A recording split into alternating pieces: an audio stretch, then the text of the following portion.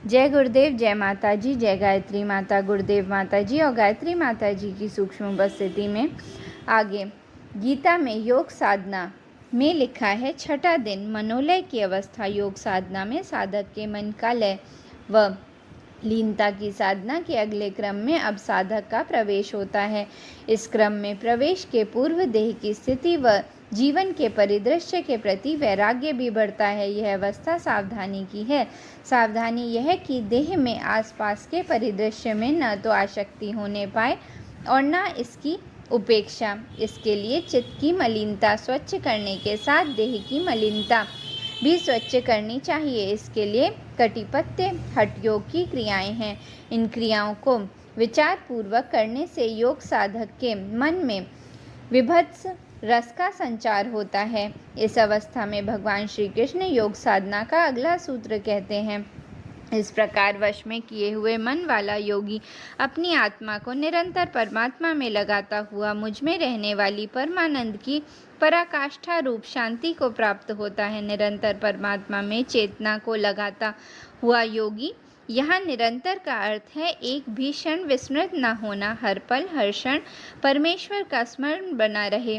जागते ही नहीं, निद्रा में भी भीतर एक अंदर धारा प्रभु की ओर सतत बहती ही रहे, जरा भी इससे व्यवधान न हो, तो यह निरंतर ध्यान हुआ, निरंतर स्मरण हुआ। भगवान श्री कृष्ण कहते हैं कि ऐसा निरंतर प्रभु के ध्यान में लगा हुआ व्यक्ति ही पराकाष्ठ रूप शांति को प्राप्त होता है। लेकिन इसका अर्थ यह नहीं है कि शेष सब जन निराश हो जाएं कि भगवान के लिए पुकार एक क्षण भी नहीं हो पाती है तो निरंतर कैसे हो पाएगी।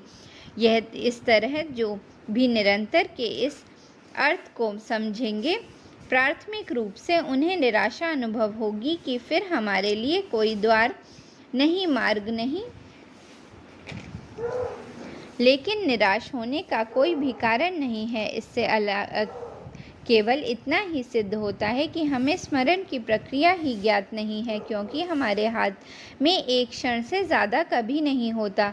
कोई उपाय नहीं कि 2 क्षण हमारे हाथ में एक साथ हो जाएं। इसलिए अगर एक क्षण में भी प्रभु स्मरण की प्रक्रिया में प्रवेश हो जाए तो निरंतर में प्रवेश होने में कोई भी बाधा नहीं है, क्योंकि एक क्षण में जो प्रवेश को जान गया वह हर क्षण में उस प्रवेश को उपलब्ध हो सकेगा। इसलिए बहुत अड़चन नहीं है, बस उस एक क्षण में प्रवेश की कुंजी हमारे पास नहीं है, यही अड़चन है। 7वां दिन, सप्तम दिवस, योगमय जीवन।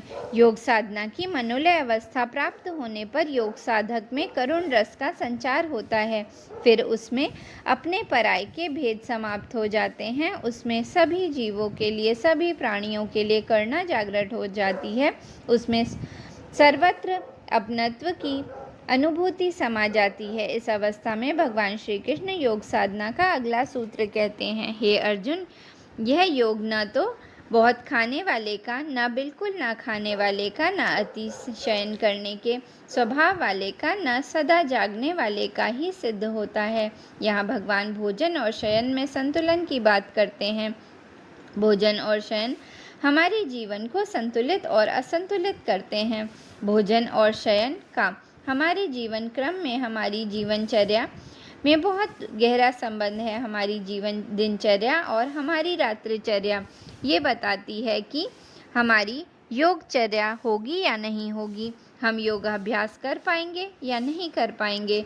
इस तरह समत्व योग का विवेचन करते हुए भगवान श्री कृष्ण कहते हैं कि अति चाहे निद्रा में हो, चाहे जागरण में, चाहे अति भोजन में हो या भूखे रहने में, समत्व योग में बाधा है। इसलिए निद्रा, भोजन व जागरण संतुलित मात्रा में हो, और ऐसा होने पर मनुष्य की चेतना ऊर्ध्वगामी होती है। हमारी निद्रा का सीधा संबंध हमारे मन से है और भोजन का सीधा संबंध प्राण से है। यह बात बड़ी महत्वपूर्ण है। जब मन परेशान होता है, असहज होता है, तो नींद ही नहीं आती, और जब हमारे प्राण असंतुलित होते हैं तो भी व्यक्ति को न तो भूख लगती है और न ही ठीक से नींद आती है, और इस अवस्था में वह रोगी हो जाता है। लेकिन यदि निद्रा संतुलित हो जाए तो यह योग निद्रा बन जाती है। योगी वह है जिसकी निद्रा योग निद्रा हो जाए और वो सुषुप्ति में तुरीय में प्रवेश करे। भगवान योग साधना के इस सूत्र में बताते हैं कि भोजन और शयन को संतुलित करके स्वस्थ शरीर और स्वच्छ मन का निर्माण करो, क्योंकि जिसके पास स्वस्थ शरीर और स्वच्छ मन है उन्हीं के लिए यह योग साधना है। उन्हीं के जीवन में योगमय होने की संभावना व सुनिश्चितता है। 8वां दिवस योगारूढ़ अवस्था।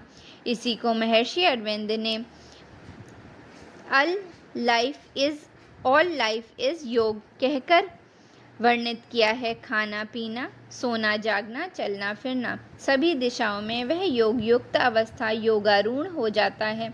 फिर उसका जीवन चेतना में सब और प्रसन्नता छा जाती है। उसके दुखों का हरण हो जाता है और उसे सहज व स्वाभाविक हास्य रस की अनुभूति होती है। इस अवस्था में भगवान श्री कृष्ण योग साधना का अपना अगला सूत्र कहते हैं। दुखों का नाश करने वाला यह योग तो यथा योग्य आहार और विहार करने वाले का तथा कर्मों में यथा योग्य चेष्टा करने वाले का और यथा योग्य शयन करने तथा जागने वाले का ही सिद्ध होता है। दुखों का नाश करने वाला योग संभवतः तभी होता है जब सही जीवन शैली हो, जिसमें उचित आहार और विहार, कर्म में उचित चेष्टा, उचित शयन, उचित जागरण हो, तभी योग दुखों को हरण करने वाला संभव होता है। हर एक की अपनी जीवन शैली होती है। भगवान श्री कृष्ण ने जीवन शैली को परिभाषित नहीं किया है, लेकिन इसके लिए एक शब्द प्रयुक्त किया है, युक्त।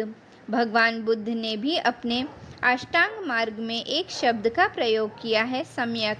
सम्यक दृष्टि, सम्यक वाचा, सम्यक कर्म। सम्यक यानी कि ठीक ठीक, जितना ठीक है उतना। युक्त का अर्थ भी है सम्यक, उचित, ठीक ठीक। इसका यह अर्थ भी है सदा सर्वदा योग में सम्यक रूप में लीन।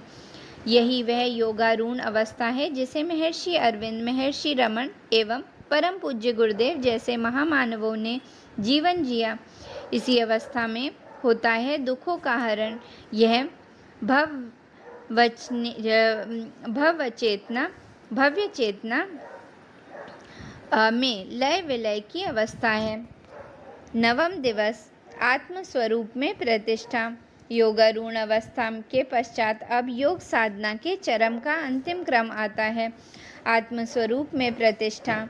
इसमें योग साधक योग सिद्ध हो जाता है। इस सिद्धावस्था में उसकी जीवन चेतना में समाधि की शांति का निर्झर फूट पड़ता है। इस अवस्था में भगवान श्री कृष्ण योग साधना का सूत्र कहते हैं, अत्यंत वश में किया हुआ चित्त जिस काल में अपने स्वरूप में परमात्मा में ही स्थित हो जाता है और संपूर्ण पदार्थों में निष्प्रय हो जाता है, उस काल में वह योगी है, ऐसा कहा जाता है। योग साधक जब अपने जीवन से अहंकार की सत्ता समाप्त करता है, कामनाओं की सत्ता समाप्त करता है, कलुष की सत्ता समाप्त करता है, विषाद और अवसाद की सत्ता समाप्त करता है और अपने जीवन में सत्य की प्रतिष्ठापना करता है, अहम की प्रतिष्ठापना करता है, अपने जीवन का पुनर्निर्माण और नवनिर्माण करता है, तब उसके जीवन में सब कुछ बदल जाता है। भगवान कहते हैं कि जब ऐसा होता है, यानी जब चित्त वश में होता है, जब आत्मा में प्रतिष्ठा होती है, जब मन की सारी कामनाएं विलीन हो जाती हैं, तब उसे योगी कहा जाता है, तब वो योग सिद्ध कहलाता है। योग की यह सिद्धावस्था ही योग साधना का चरम व परम है। इसमें न केवल चित्त की कामनाएं विलीन होती हैं, बल्कि सिद्धियों व अनुभूतियों का भी लोप हो जाता है। योग सिद्ध की इस अवस्था में साधक योग सूत्र में वर्णित क्लेश व कर्म की कक्षा भी पार कर लेता है। तभी तो इस अवस्था के लिए कहा गया है तत्क्लेश कर्म निवृत्ति। इस योग साधना का स्वयं के जीवन में यदि अनुभव प्राप्त करना हो तो बस 3 तत्वों की ज़रूरत है। ईश्वर के लिए व्याकुलता, इसे ही कहते हैं तीव्र अभिप्सा। दूसरा तत्व है शनै शनै भगवान का स्मरण करते हुए उनमें समर्पित होना, अर्थात स्मरण व समर्पण। और अंत में तीसरा तत्व है उन्हीं में पूरी तरह से विलीन होना, यही पूर्ण निवेदन है। स्वयं का प्रभु में यह लय और विसर्जन हमें योग साधना के सभी रहस्यों की अनुभूति कराने में सक्षम है। जय गुरुदेव, जय माता जी, जय गायत्री माता।